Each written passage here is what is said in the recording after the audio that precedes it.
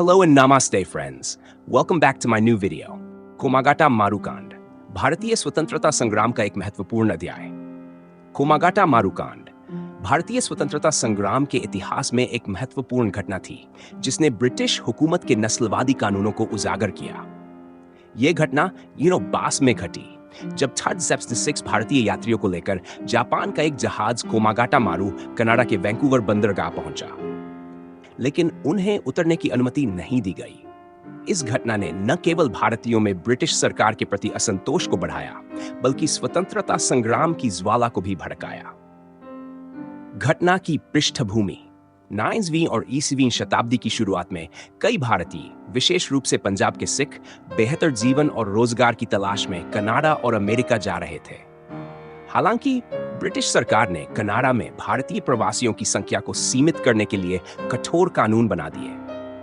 908 में continuous passage act, निरंतर यात्रा अधिनियम पारित किया गया, जिसके तहत केवल उन्हीं प्रवासियों को कनाडा में प्रवेश की अनुमति थी जो बिना किसी पड़ाव के सीधे यात्रा करते हुए वहां पहुंचते। लेकिन भारत से कनाडा के लिए कोई सीधी जहाज सेवा नहीं थी, जिससे भारतीयों का कनाडा पहुंचना लगभग असंभव हो गया। कोमागाटा मारू की यात्रा और कनाडा पहुंचने की कोशिश। इस कानून को चुनौती देने के उद्देश्य से गुरदित सिंह संधू नामक एक भारतीय क्रांतिकारी ने जापानी जहाज कोमागाटा मारू को चार्टर किया। 12 अप्रैल 1942 को यह जहाज हांगकांग से रवाना हुआ, जिसमें 376 यात्री सवार थे, जिनमें अधिकांश सिख, कुछ हिंदू और मुसलमान भी थे। वे सभी ब्रिटिश भारत के नागरिक थे और इसलिए ब्रिटिश साम्राज्य के किसी भी हिस्से में जाने का अधिकार रखते थे। यह जहाज 31 मई -10 को कनाडा के वैंकूवर बंदरगाह पहुंचा। हालांकि कनाडा सरकार ने भारतीय यात्रियों को उतरने से रोक दिया।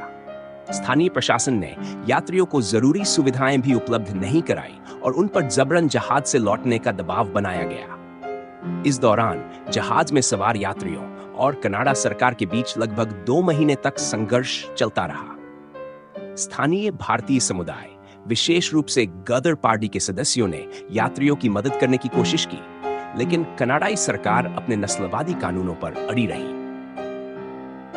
कनाडा में विरोध और ब्रिटिश हुकूमत का रवैया। कनाडाई सरकार का कहना था कि कोमागाटा मारू के यात्री निरंतर यात्रा अधिनियम का उल्लंघन कर रहे हैं। हालांकि यह स्पष्ट था कि यह अधिनियम भारतीयों को कनाडा में आने से रोकने के लिए ही बनाया गया था। कनाडा में भारतीय समुदाय ने इस अन्याय के खिलाफ प्रदर्शन किए और कानूनी लड़ाई लड़ी, लेकिन सरकार ने यात्रियों को उतरने की अनुमति नहीं दी। अंततः 23 जुलाई को 2 महीने की लड़ाई के बाद कनाडाई सरकार ने जबरन कोमागाटा मारू को वापस भेज दिया। जब जहाज भारत लौटा तो ब्रिटिश सरकार को डर था कि जहाज में सवार यात्री गदर पार्टी से जुड़े हो सकते हैं और ब्रिटिश हुकूमत के खिलाफ विद्रोह फैला सकते हैं। भारत लौटने पर नरसंहार। कोमागाटा मारू 26 सितंबर 1919 को कलकत्ता, अब कोलकाता के बजबज बंदरगाह पहुंचा। ब्रिटिश सरकार ने यात्रियों को विद्रोही मानते हुए गिरफ्तार करने का प्रयास किया। यात्रियों ने इसका विरोध किया, जिससे ब्रिटिश पुलिस और यात्रियों के बीच संघर्ष छिड़ गया। ब्रिटिश सैनिकों ने अंधाधुंध गोलियां चलाई, जिसमें 20 से अधिक यात्री मारे, कई घायल हुए।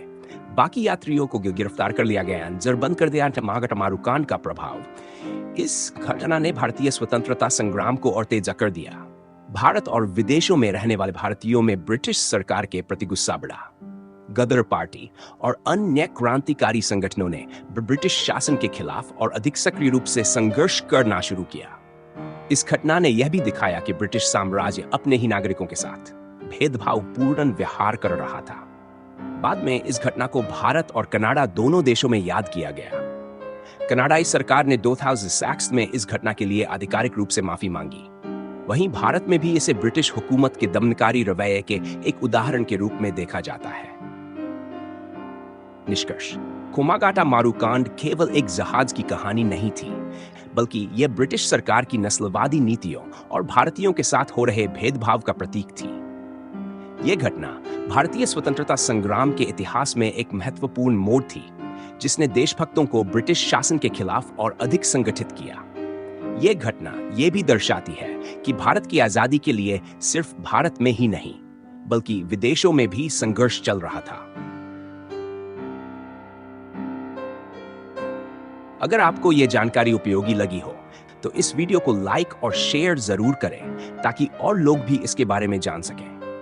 अपने विचार और अनुभव कमेंट में जरूर बताएं। हमारे चैनल को सब्सक्राइब करना न भूलें और बेल आइकन दबाएं